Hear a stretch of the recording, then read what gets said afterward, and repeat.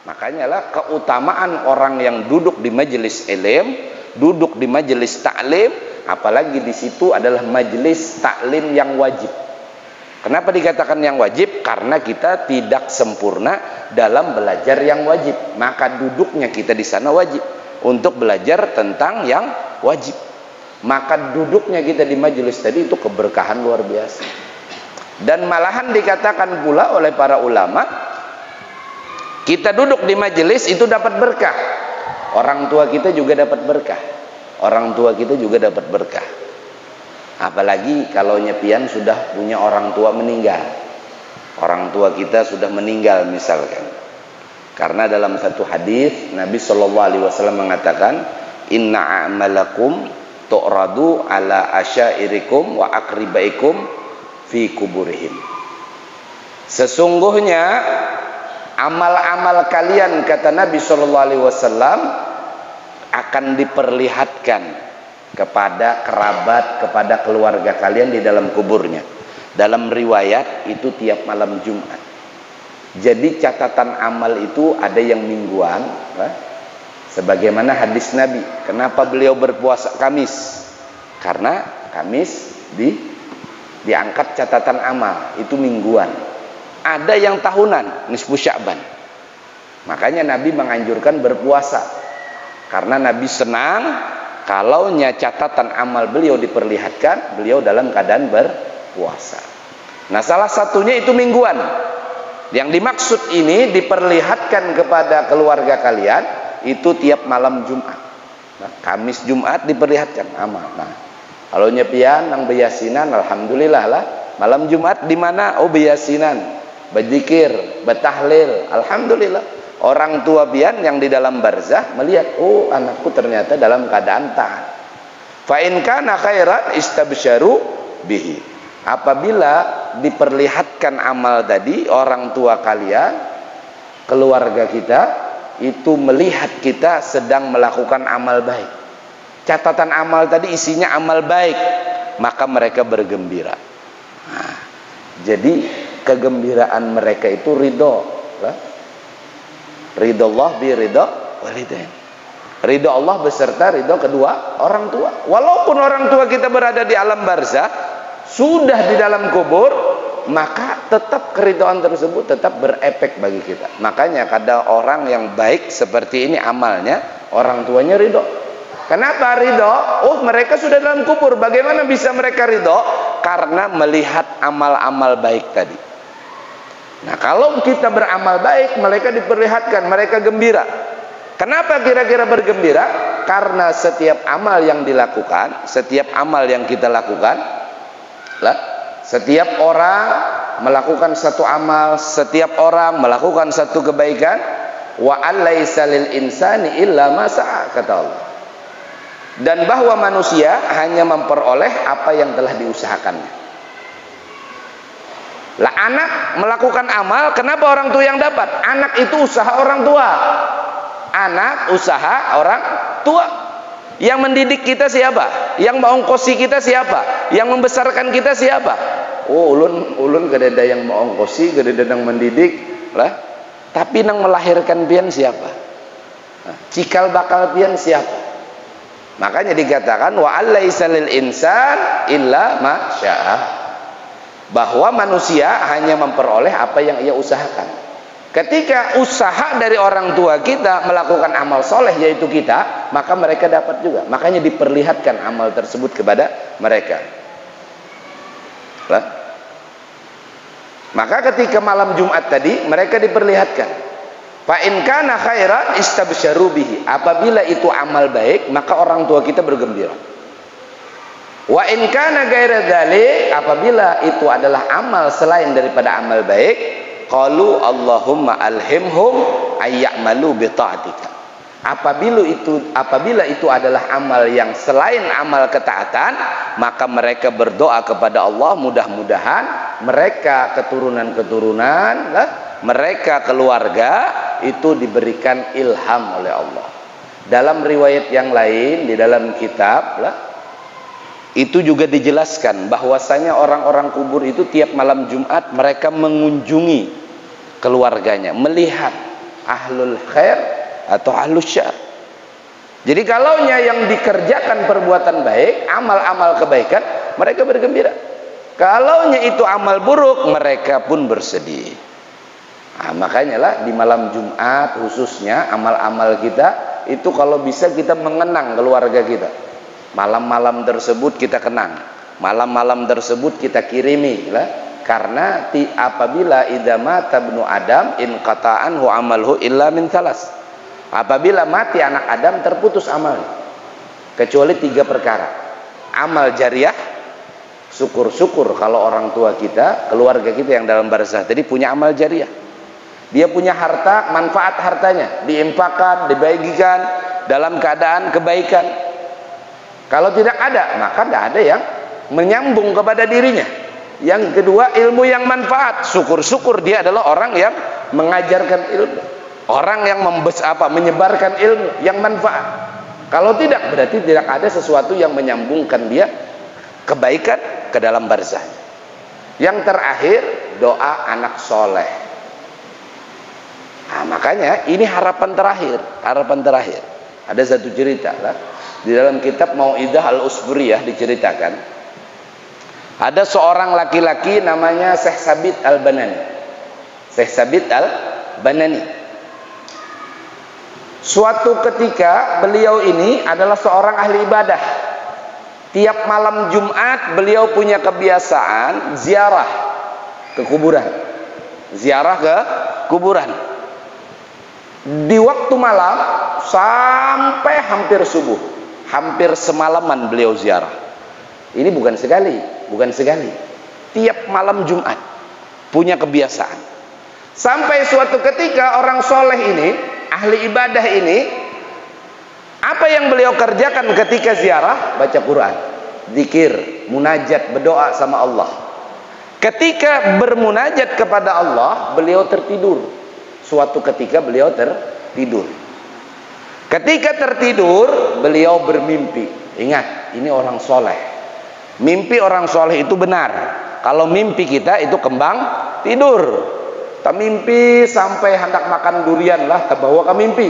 Siang gara-gara kebanyakan melihat motor durian lalu lalang lah, mencium bau durian sampai di dalam mimpi ya makan durian. Ini kembang tidur ngarannya. Ini kita, ini orang soleh, dia adalah orang yang mimpinya anugerah dari Allah. Jadi ketika beliau bermunajat, ketika ziarah tadi bermunajat kepada Allah, tertidur.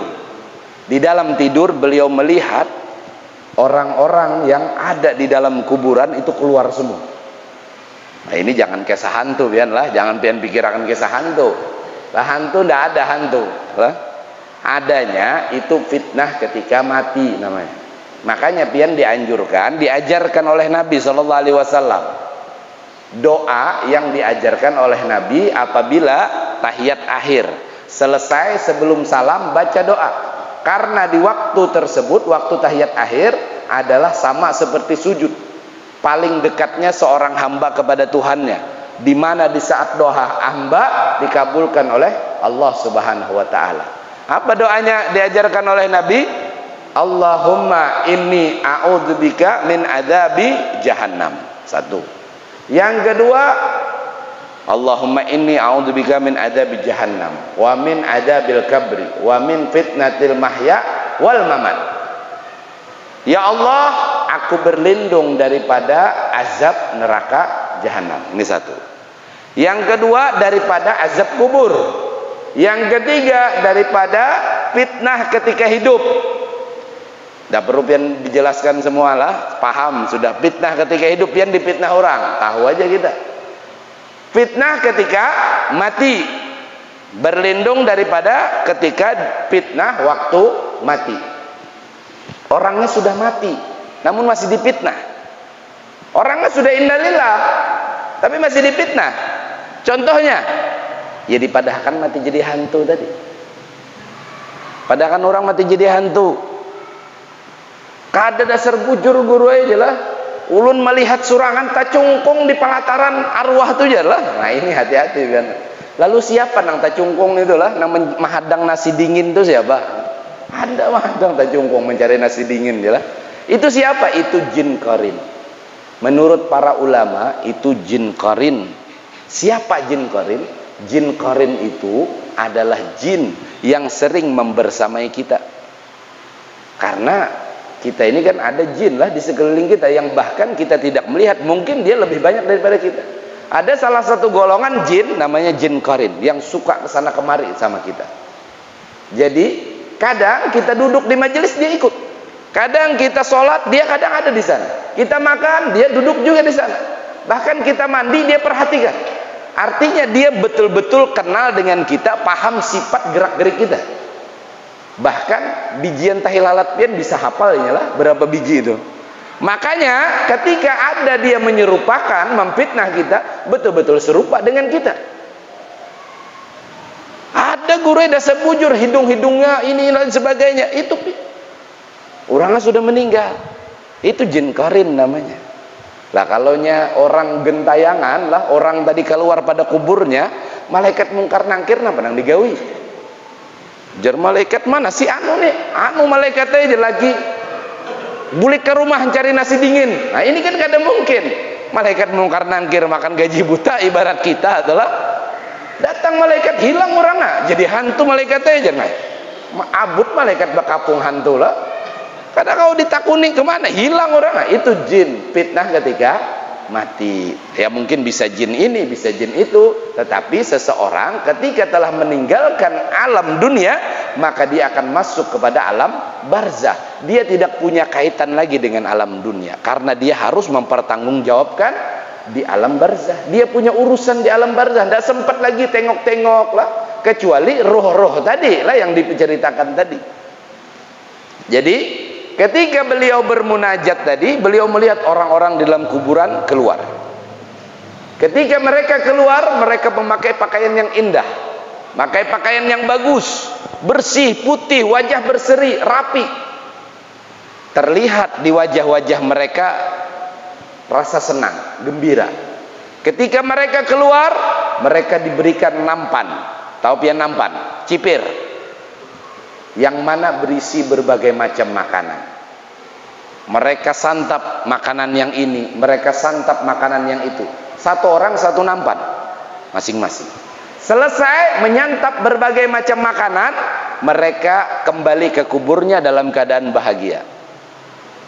Kecuali satu orang, kata Syekh Sabit. Aku lihat ada pemuda keluar dari kuburnya pakaiannya compang-camping, rambut acak-acakan, muka kusut. Diberikan nampan, nampannya kosong. Sedih pemuda ini kembali ke kubur dalam keadaan bersedih. Kata Syekh Sabit, hai pemuda, siapa engkau? Yang lain gembira, dapat nampan, isi makanan. Engkau keluar dari kubur, wajah sedih, nampannya kosong. Siapa? Engkau ini siapa? Kata Syekh Sabit. Kenapa? Kata pemuda ini, wahai imam, saya ini orang terasing. Apa maksudnya terasing? Kata Syekh Sabit. Mereka itu punya sanak famili, kerabat, keluarga yang baca zikir, baca tahlil, mengeluarkan sedekah, infak, amal jariah untuk orang yang meninggal tadi. Jadi tiap malam ini mereka diberikan kiriman pahala tadi. Jadi pian yang baca Yasin, pian yang baca Quran, Ikra'u ala mautakum Yasin, kata Nabi. Bacakan yang meninggal di antara kalian Yasin. Maka itu akan sampai ke kubur-kubur mereka. Berupa apa? Berupa makanan tadi. Jadi kalau ada Yasin, banyak makanannya. Ada tahlilnya, banyak makanannya. Ada ini. Sedangkan aku, kata pemuda ini, aku orang terasing. Tidak ada orang yang mengirimi, tidak ada orang yang mengingatku, tidak ada orang pun yang mengenangku, terasing. Nah, makanya pian hati-hatilah. Pian hati-hati kalau punya orang tua, minimal pian baca-baca. Malam Jumat baca Yasin, zikir, tahlil. Kalau bisa pian baca banyak Quran. Pian hadiahkan. Oh, berarti ulun tidak dapat pahala kalau dihadiahkan. Tenang. Apabila pian menghadiahkan sesuatu kepada orang tua, Allah balas berapa? Satu kebaikan, Allah balas 300 kebaikan. Satu kebaikan pian. Artinya kalau pian membaca sejuz, bisa Allah balas 300 juz yang pian baca. Ini orang tua lah. Naudzubillah summa naudzubillah kalau misalkan jangankan sembahyang hadiah, Yasin kada terbaca, sabigi Fatihah kada terkirim. Kira-kira apalagi ziarah lah, apalagi ziarah. Bayi ziarah tikas bulu sudah rumput lah. Mana kubur ibu inilah, yang ini apa yang itu katanya. Kenapa kubur sudah tikas sini rumputnya lah? Ini apa itu? Baca Yasin separuh, ada yang enggak, yang colek. Kenapa sampean bacakan kubur ibu saya Yasin? Salah kubur ternyata. Berapa lama pindah ke kubur? Ada seumur anak katanya. Baik dilihat anaknya umur 20 tahun sudah. Naudzubillah, semua naudzubillah. Nah, ini sebelum nisfu Sya'ban lah. Nah, biar ini ziarah. Ziarah ke orang tua, kirim Fatihah, doakan mereka lain sebagainya. Kata pemuda ini, aku wahai imam orang yang terasing. Jadi aku hidup bersama ibuku, cuman berdua. Ayahku sudah lama meninggal. Aku cuman bersama ibuku. Berangkat dari kampung sampai di kota Mesir. Ini kejadian di Mesir. Sampai di kota Mesir ini, aku berangkat dari negeriku mau ibadah haji bersama ibuku. Sampai di kota Mesir, aku sakit. Allah tetapkan aku meninggal di kota ini dan dikuburkan di kuburan ini. Setelah aku dikuburkan, ibuku melanjutkan perjalanan lalu pulang. Beliau kawin lagi. Umahnya kawin pulang. Imbah kawin, kedingat lagi lo nana. Ujar Syekh Sabit, maukah engkau aku tolong? Aku akan mencari di mana ibumu. Engkau berikan alamat di mana ibumu. Kata pemuda ini, mungkin ibuku tidak akan percaya. Tapi kalau ibuku tidak percaya tentang hal ehwal aku di alam barzah ini, sampaikan kepadanya tentang 200 miskal perak di dalam simpanannya, yang mana itu adalah warisan daripada abahku. Beliau bangun dari mimpinya, selesai daripada mimpinya, besok hari beliau berangkat ke negeri tersebut. Beliau cari ke sana kemari, beliau bertanya tentang ibu pemuda tersebut, dan betul beliau mendapatinya. Dan betul ibunya sudah kawin lagi, sudah punya keluarga baru lagi, dan ibunya betul melupakan anaknya tersebut. Tidak ada sedekah, tidak ada kiriman pahala. Diceritakan oleh Syekh Sabit dengan detail bagaimana keadaan anaknya di alam barzah. Diceritakan, ibunya tidak percaya. Ibunya tidak percaya. Sampai kata Syekh Sabit, wahai ibu pemuda, sesungguhnya anakmu juga berpesan tentang 200 miskal perak. 200 perak simpanan yang engkau simpan itu adalah warisan daripada abahnya, warisan ayahnya untuk dirinya. Jadi pemuda ini menagih warisannya yang kada dikeluarkan ibunya, karena memang orangnya sudah meninggal. Ibunya langsung pingsan. Kenapa? Karena tidak ada seorang pun yang tahu tentang warisan itu kecuali dia dan anaknya. Dia pingsan karena ketakutan mendengar cerita tentang kabar anaknya di alam barzah yang terasingkan. Setelah bangun dari pingsannya, perempuan ini mengumpulkan 200 miskal perak. Ia berikan kepada Syekh Sabit untuk dijadikan amal jariah, impak, sedekah lain sebagainya, supaya menjadi amal yang berkelanjutan bagi si anak. Selesai dikerjakan itu semua, beberapa waktu berikutnya beliau kembali mengerjakan ziarah malam Jumat, dari malam sampai sebelum subuh, munajat kepada Allah, zikir lain sebagainya. Dan ketika munajat kembali beliau tertidur, dan di dalam tidurnya kembali beliau melihat orang-orang barzah keluar dari kuburnya. Pakaian indah, bagus semuanya, diberikan nampan, berisi makanan, termasuk pemuda itu. Termasuk pemuda itu pun menikmati apa yang dinikmati orang yang lain. Kata Syekh Sabit, wahai pemuda, apa yang Allah kerjakan kepada engkau? Apa yang Allah telah timpakan kepada dirimu? Alhamdulillah, berkat rahmatmu, kasih sayangmu, sebagaimana orang lain, aku pun sudah tidak terasing. Ada yang ngirim pahala, ada amal yang datang, ada kebaikan yang datang. Makanya pantas Nabi mengatakan, laulal ahya lahalakatil amwat. Kalau bukan karena yang hidup, celaka yang mati. Kita punya orang tua, jangan biarkan mereka di alam barzahnya celaka. Makanya diperlihatkan amal, inna amalakum tu'radu ala asyairikum wa akribaikum bi kuburihim. Sesungguhnya amal-amal kalian, kata Nabi, ditunjukkan kepada keluarga kerabat kalian di dalam kubur mereka. Kalau itu adalah amal yang baik yang ditunjukkan, mereka bergembira. Ridallah biridha walidain. Kalau mereka gembira, maka disitulah ridha Allah. Dan kalaunya itu amal buruk, maka mereka berdoa, mudah-mudahan kita semua mendapatkan ilham. Wallahu a'lam. Mudah-mudahan yang sedikit ini memberikan manfaat, memberikan kita semangat untuk lebih banyak melakukan taat serta kebaikan. Terkhusus di bulan Sya'ban ini, mudah-mudahan kita bisa meraih keberkahan yang berada di bulan Sya'ban. Yang mana di bulan Sya'ban ini dikatakan adalah bulan salawat. Maka perbanyaklah salawat sampai kita tidak mengetahui hitungan salawat tersebut karena saking banyaknya. Itu jauh lebih baik. Mudah-mudahan kita termasuk orang-orang yang bisa melakukan berbagai macam amal sehingganya mendatangkan ridha Allah dan baginda Rasulullah sallallahu alaihi wasallam. Terkhusus pula di malam nisfu Sya'ban, jangan lupa kita memohonkan ampun kepada dua orang tua kita, memohonkan ampun atas kita, menutup catatan amal kita dengan kebaikan, dan mudah-mudahan kalau memang Allah panjangkan umur kita, Allah panjangkan dalam kebaikan, kemanfaatan, ketakwaan. Dan mudah-mudahan Allah jauhkan kita daripada bala dan bahaya, Allah jauhkan kita daripada segala kemaksiatan. Kita niatkan di malam nisfu Sya'ban tersebut, mudah-mudahan kita termasuk salah satu orang yang diampuni oleh Allah Subhanahu wa ta'ala. Ya akramal akramin, ya arhamar rahimin, ya mujibus sa'ilin, walhamdulillah rabbil alamin. Mohon maaf kalau terlalu lama atau terlalu panjang. Wabillahi taufiq wal hidayah waradul inayah. Wassalamualaikum warahmatullahi wabarakatuh.